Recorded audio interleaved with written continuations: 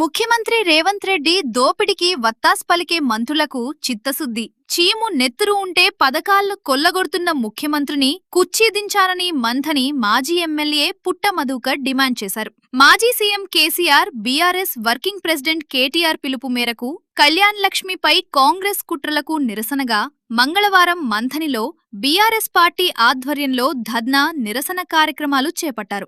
కేసీఆర్ గారు, కేటీఆర్ గారి పిలుపు మేరకు రాష్ట్రంలో కాంగ్రెస్ పార్టీ ప్రజలను వంచిస్తున్నటువంటి తీరుకు నిరసనగా, ముఖ్యంగా తెలివిగా 130 సంవత్సరాల పైచిలుకు చరిత్ర గల పార్టీ కాంగ్రెస్ పార్టీ చేతులకు మట్టంటకుండా ప్రజలకు ఏ విధంగా మోసం చేయాలనేది, ప్రజాపాలన పేరుతో కొత్త పాలనను వారికి సంబంధం లేకుండా కోట్ల ద్వారానే పథకాలు ఆగిపోతున్నాయని ఇదొక కొత్త తరహాలో మోసం చేస్తున్నటువంటి తీరుకు నిరసనగా మంథని నియోజకవర్గ కేంద్రంలో బీఆర్ఎస్ పార్టీ మహిళా మనుల ఆధ్వర్యంలో ఈ కార్యక్రమాన్ని నిర్వహిస్తున్నటువంటి శుభ దినాన పాల్గొంటున్నటువంటి బీఆర్ఎస్ పార్టీ కుటుంబ సభ్యులందరికీ కూడా హృదయపూర్వకంగా శుభాకాంక్షలు, ధన్యవాదాలు తెలియజేస్తా ఉన్నాను. ఇది చాలా దౌర్భాగ్యమైనటువంటి పరిస్థితులలో ఈ రాష్ట్రం రేవంత్ రెడ్డి గారి పాలనలో, రేవంత్ రెడ్డి గారి నాయకత్వంలో కేసులు, దాడులు, దౌర్జన్యాలు, కూల్చివేతలు తప్ప అభివృద్ధికి నోచుకొని రాష్ట్రంలో మనముండడం మన దౌర్భాగ్యంగా భావిస్తా ఉన్నాను. మంథని నియోజకవర్గంలో ఉన్నటువంటి ప్రజల ఓట్లతో గెలిచినటువంటి, ప్రజలను 40 సంవత్సరాలుగా వంచిస్తున్నటువంటి స్థానిక శాసనసభ్యుడు రాష్ట్రానికి ఏ విధంగా మరి మోసం చేయాలనేది ఇవాళ చూపించినటువంటి చరిత్రను మనం కళ్ళతో చూస్తా ఉన్నాం, చెవులతో వింటా ఉన్నాం. ఎమ్మెల్యే గారి పరిస్థితి ఏ విధంగా ఉన్నదంటే, మా నాయన చదువుకున్నవాడు, అనుభవం ఉన్నది, స్పీకర్ గా పనిచేసిండు, నేను కూడా చదువుకున్నా, మేము దేవునికి భక్తులకి అనుసంధానం తప్ప మోసం చేయనిటువంటి కులం మాదని చెప్పి ఏ విధంగా ఆయన వ్యవహార శైలి ఉన్నదంటే, అన్న వస్త్రానికి పోతే ఉన్న వస్త్రం తీసేసినట్టుగా మంథని ఎమ్మెల్యే గారి పరిస్థితి కనబడతా ఉన్నది. మంథని ఎమ్మెల్యే గారు ఈ మంథనిలో ప్రజలని మోసం చేయడం నాకు సరిపోతలేదు, యావత్ రాష్ట్రాన్ని మోసం చేయాలని 420 హామీలు రాసినటువంటి మంథని ఎమ్మెల్యే దానికి ఇప్పటి వరకు జవాబు చెప్తలేడు.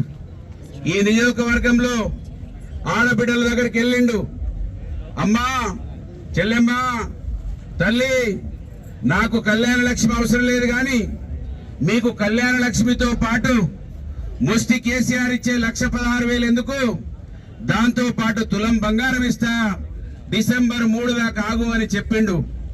వచ్చిందా ఇవాళ బంగారం? కళ్యాణ లక్ష్మితో పాటు తులం బంగారం ఇవ్వాలి. ఈ నియోజకవర్గంలో ఉన్న ప్రజలను అడుగుతా ఉన్నాను. ఎమ్మెల్యే గారు కళ్ళు తెరవాలి. మీరు నిజంగానే చదువుకొని విజ్ఞానవంతుడు అయితే నువ్వు రాసిన 420 హామీలకి జవాబు చెప్పాలి. కొండ నాలుకకు మందేస్తే ఉన్న నాలుక పోయిన విధంగా ఇవాళ మంథని ఎమ్మెల్యే గారి పరిస్థితి కనబడతా ఉన్నది. ఈ రాష్ట్రంలో ఒక్క పథకం కూడా కొత్తది అమలు కాలేదు. ఉన్న పథకాలు ఊడగొట్టడానికి ఇవాళ కోట్లల్లో కేసులు వేసి వాళ్లే వేయించి కౌంటర్లు వేయకుండా మా హర్షిని చాలా గొప్పగా చెప్పింది. ఆయన నోటుకు నోటు దొంగతనం కేసులో మాత్రం కోట్ల రూపాయలను పెట్టి వకీలను పెట్టుకుంటాడు, కానీ ప్రజలకు సంబంధించిన పథకాన్ని అమలు చేయొద్దని కోర్టు చెప్తే దానికోసం మాత్రం వకీలను పెట్టడం లేదు.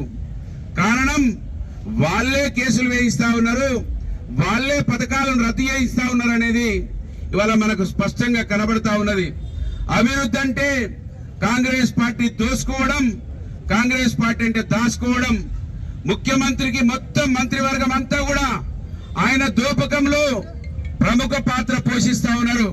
ఇవాళ రేవంత్ రెడ్డి గారికి పథకాలు ఇవ్వడానికి పైసలు లేవు కానీ అక్కడ జూబ్లీ హిల్స్ లో ఒక ప్యాలెస్ 200 కోట్ల రూపాయలతో కట్టిండు. అక్కడికి పోయి 4th సిటీ పేరు మీద, కొత్త సిటీ పేరు మీద అక్కడ 200 కోట్లతో ఒక భవనం కట్టుకుంటా ఉన్నాడు. ఆయన మనుమడు ఫుట్బాల్ ఆడుకోవడానికి ఫుట్బాల్ గ్రౌండ్ కి 20 కోట్ల రూపాయలు పెట్టిండు.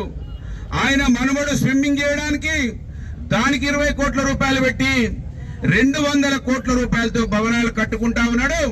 కానీ ఇక్కడ ముసలి వాళ్లకు, వికలాంగులకు పెన్షన్ ఇవ్వమంటే పెన్షన్ పెంచలేడు. ఉన్న కళ్యాణ లక్ష్మి తీసేసే ప్రయత్నం చేస్తా ఉన్నాడు. బంగారం దేవుడెరుగు, ఉన్న కళ్యాణ లక్ష్మి తీసేయడానికి ప్రయత్నం చేస్తా ఉన్నాడు. మరి వాళ్ళ 420 హామీలు రాసిన దుద్దిల్ల శ్రీధర్ అడగాలి కదా, అయ్యా ముఖ్యమంత్రి గారు, మీరు పిసిసి అధ్యక్షుడు, నేను 420 చోరీ హామీలకు చైర్మన్ ని, మనం హామీలు ఇచ్చినాం, ఈ భవనాలు ప్రజలకు ఉపయోగపడాయి, ఉన్న భవనాలు చాలు, మనం ఈ హామీలు అమలు చేద్దామని ఆ విషయం చెప్తలేడు. నువ్వో దిక్కు దోసుకో, మేమో దిక్కు దోసుకుంటామని ఇవాళ మంత్రులంతా కూడా వత్తాసు పలుకుతా ఉన్నారు. నిన్న పొన్నం ప్రభాకర్ గారు నిక్కి మాట్లాడుతూ ఉన్నాడు. ఇవాళ పొన్నం ప్రభాకర్ నేను అడుగుతున్నా, మీరు బీసీ బిడ్డనే కదా, ఈ పథకం 95% అనుభవించేది బీసీలు, ఎస్సీలు, ఎస్టీలు, మైనార్టీలు అనే విషయం మీకు గుర్తు లేదా? పొన్నం ప్రభాకర్ గారు చెప్పాలి.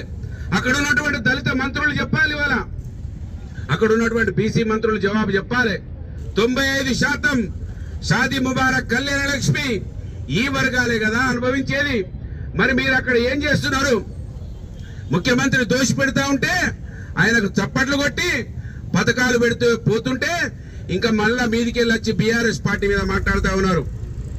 మీకు చిత్తశుద్ధి ఉంటే, మీ లోపల చీము నెత్తురు ఉంటే, మీరు నిజంగానే బీసీ బిడ్డలు, ఎస్సీ బిడ్డలు అయి ఉంటే ఈ పథకాలను కొల్లగొడుతున్నటువంటి ముఖ్యమంత్రి రేవంత్ రెడ్డి గారిని తక్షణమే దించేయండి, కుర్చీ దించేసి ప్రజలకు సంబంధించిన పథకాలను అమలు చేయాలని నేను విజ్ఞప్తి చేస్తా ఉన్నాను. కనుక ఇవాళ అధికారంకి వచ్చేదాకా ఒక రకంగా, అధికారులకు వచ్చిన తర్వాత ఒక రకంగా అనేది వాళ్ళ కొత్త కంప్యూటర్ యుగంలో కూడా కాంగ్రెస్ పార్టీ అమలు చేస్తా ఉన్నది. మళ్ళీ మా సిఐ ఇక్కడ కేసులు పెడతారు కావచ్చు. ఇప్పటికే 10 కేసులు నా మీద. రైతులకు యూరియా ఇస్తలేరంటే, నీళ్లు ఇస్తలేరంటే, కరెంట్ ఇస్తలేరంటే ప్రజల పక్షాన పోరాటం చేస్తే దుద్దిల్ల శ్రీధర్ ఎప్పుడు అధికారంలో ఉంటే అప్పుడు ప్రతిపక్షాల గొంతు నొక్కాలి, అన్నా తమ్ముడు 1000 కోట్లు సంపాదించుకోవాలి, ఎలక్షన్లు అప్పుడు వచ్చి మాయ మాటలు చెప్పి, మోసం మాటలు చెప్పి, ఇస్తిరి బట్టలు లేకుండా వచ్చి ఒగలవారి ఏడుపులు ఏడ్చి ఈ ప్రజల ఓట్లను దండుకోవాలి. ఇవాళ ఎవరన్నా అడిగితే నాకెట్లా గెలవాలో తెలుసు, రేపు వచ్చి ఓటుకు 5,000 ఇస్తా, మీ బిషాది ఏం లేదని కాంగ్రెస్ పార్టీ వాళ్ళని కార్యకర్తల్ని అవమానపరుస్తున్నట్టుగా మేము వింటా ఉన్నాం.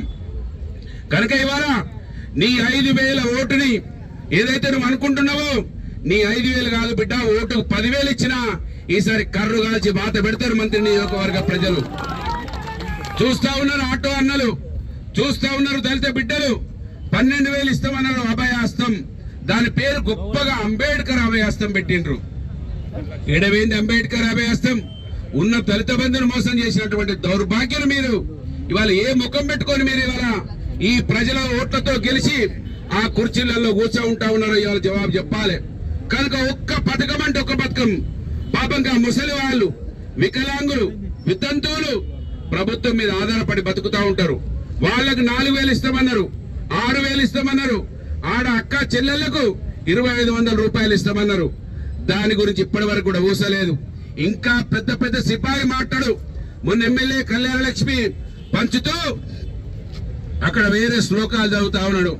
సన్నాసి ఎమ్మెల్యేని అడుగుతున్నా, నువ్వే రాసినావు కదా మేనిఫెస్టో, నువ్వు చదువుకున్నోనివా తాగుబోతు సన్నాసివా? ఇవాళ జవాబు చెప్పాలి సమాజానికి. నువ్వు చదువుకున్నోనివైతే, నీకు జ్ఞానం ఉండి ఉంటే, నువ్వు తెలివితో రాసినోనివైతే ఏది కళ్యాణ లక్ష్మితో పాటు తులం బంగారం 3 సంవత్సరాలు కావస్తున్నది. తులం బంగారం పోను కళ్యాణ లక్ష్మిని ఎగొట్టే ప్రయత్నం చేస్తా ఉన్నారు. కనుక మేము నీ పోలీసు ఊకటంపుడు కేసులకు ఇప్పటికే చాలా సార్లు చెప్పినాం, భయపడమని చెప్పినాం. కనుక మీరు కేసులు పెట్టుడు ఆపి ఈ పథకాలను అమలు చేసి చర్యలు చేపట్టాలి. ఇప్పటికే అనేక మార్లు చెప్పినాం, అయినా కూడా మీ లోపల చలనం లేదు. 3 సంవత్సరాల దగ్గరికి వస్తుంటే ఎమ్మెల్యే చేసే పనులు ఏంటంటే ఇళ్లను కూలగొట్టు, మార్కెట్లను కూలగొట్టు, ఇవింటిని కూలగొట్టు, వాటి మీద శ్రద్ధ చూపిస్తా ఉన్నాడు. ఎందుకంటే కమిషన్లు దానిలో ఎక్కువ వస్తున్నాయి. ఈ పథకాలు ఇస్తే కమిషన్ రావు ఎమ్మెల్యే తమ్మునికి. దానిలో కాంట్రాక్టర్లో కమిషన్లు వస్తాయి గనక 10% కమిషన్లు, 100 కోట్లు 200 కోట్లు ఎందుకు తీసుకొస్తున్నాడు అంటే దాంట్లో 10 రూపాయల 10% చొప్పున కమిషన్లు వస్తున్నాయి గనక ఆ పనుల మీద పడ్డాడు తప్ప పథకాల మీద వల్లే ఎమ్మెల్యే. ఇటు ఈయన శాంక్షన్లు తెచ్చుడు, తమ్ముడు సంచులు నింపుకొని పోవుడు, ఈ పనిలో బిజీ ఉన్నారు. మనకు 4000 రూపాయలు పెన్షన్ ఇయ్యరు, మనకు ఆడవాళ్ళకి 2500 ఇయ్యరు, దళిత బంధు ఇయ్యరు, కళ్యాణ లక్ష్మి ఇయ్యరు, ఆటో అన్నలకి సంవత్సరానికి 12,000 రూపాయలు ఇయ్యరు. కానీ ఇవి ఇల్లు కూలగొట్టు, ధ్వంసం చేయి, దాంట్లో కోట్ల రూపాయల టెండర్లు విలు, దాంట్లో దోసుకోవాలి. అక్కడ రంగారెడ్డి జిల్లా ఇన్ఛార్జిగా ఉండి అక్కడ భూములలో కమిషన్లు పొందాలి. 1000 కోట్ల రూపాయలు ఇప్పటికే దోసుకొని రేపు ఎలక్షన్లు వస్తే 5,000 రూపాయల ఓటుకి ఇస్తా అనే అహంకారంతో వాళ్ళ మంత్రి ఎమ్మెల్యే ప్రవర్తిస్తా ఉన్నాడు. కనుక మంత్రి నియోజకవర్గ ప్రజలు తస్మత్ జాగ్రత్త. ఎప్పుడైతే ఈ ఓటు కోసం వచ్చేటువంటి మనుషులను కనుక అక్కడ కేసీఆర్ కావచ్చు, ఇక్కడ మనమందరం కావచ్చు, మన బంధం ప్రజలతోటి పేగు బంధం, మన బంధం మన రక్త సంబంధం కనుకనే ఇవాళ కేసీఆర్ గారు కళ్యాణ లక్ష్మి ఆలోచించిండు, దళిత బంధు ఆలోచించిండు, ఇవన్నీ కూడా ఆలోచించిందనే విషయాన్ని మనమున్నప్పుడు సస్యశ్యామలంగా ఉన్న మంత్రిని కల్లోలం చేసి ఇవాళ వ్యాపారాలు ఎటు పోయినాయో తెలుసలేవు. అందరు చెట్టుకోలు పుట్టకోలై తిరుగుతా ఉన్నారు, ధ్వంసం జరుగుతా ఉన్నది. ఈ వీటి మీద శ్రద్ధ, ఎందుకంటే కమిషన్ల కోసం అనే విషయాన్ని మనం అందరం కూడా గమనించాలి. ఏది ఏమైనా ఖచ్చితంగా బీఆర్ఎస్ పార్టీ ఏ పిలిపించినా, ఈ నియోజకవర్గంలో ఎక్కడ ప్రజలకు ఇబ్బంది జరిగినా, బీఆర్ఎస్ పార్టీ శ్రేణులకు ఏమి ఇబ్బంది అయినా ఇక్కడ మీ బిడ్డగా పుట్టమదనే వ్యక్తి ఉన్నాడనే విషయాన్ని గమనించాలని, ఖచ్చితంగా ఏదైతే మీరు ఇలా ఉపెత్తున ఒక ఫోన్ కాల్ తోటి మేము అమెరికాలో ఉన్నప్పుడు ఈ పిలుపు వస్తే నేను అందుబాటులో లేం గనక ఇవాళ ఈ పిలుపుని అందుకొని మీకు మీరుగా ఇవాళ 100ల సంఖ్యలో వచ్చిన బీఆర్ఎస్ పార్టీ కుటుంబ సభ్యులకి హృదయపూర్వకంగా శుభాకాంక్షలు తెలియజేస్తూ, మహిళా మనులందరూ కూడా వెళ్లి ఆర్డీఓ గారికి రిప్రజెంటేషన్ ఇవ్వాలి. మేమందరం కూడా వస్తాం మీతోటి, మీరు ముందు వరుసలో ఉండి ఆర్డీఓకు రిప్రజెంటేషన్ ఇవ్వాలి. ప్రభుత్వం పథకాలు అమలు చేయకపోతే బీఆర్ఎస్ పార్టీ మంత్రి నియోజకవర్గంలో ప్రజల పక్షాన్ని ఎప్పటికీ కూడా పోరాటం చేస్తుందని ఈ సమాజానికి సందేశం ఇవ్వాలని మిమ్మల్ని కోరుతూ, మీ పేరున ఇంత పెద్ద ఎత్తున ఈ కార్యక్రమాన్ని దిగ్విజయం చేసిన ప్రతి ఒక్కరికి కూడా హృదయపూర్వకంగా శిరస్సు వంచి ధన్యవాదాలు. జై తెలంగాణ, జై కేసీఆర్, జై కేటీఆర్, జై తెలంగాణ.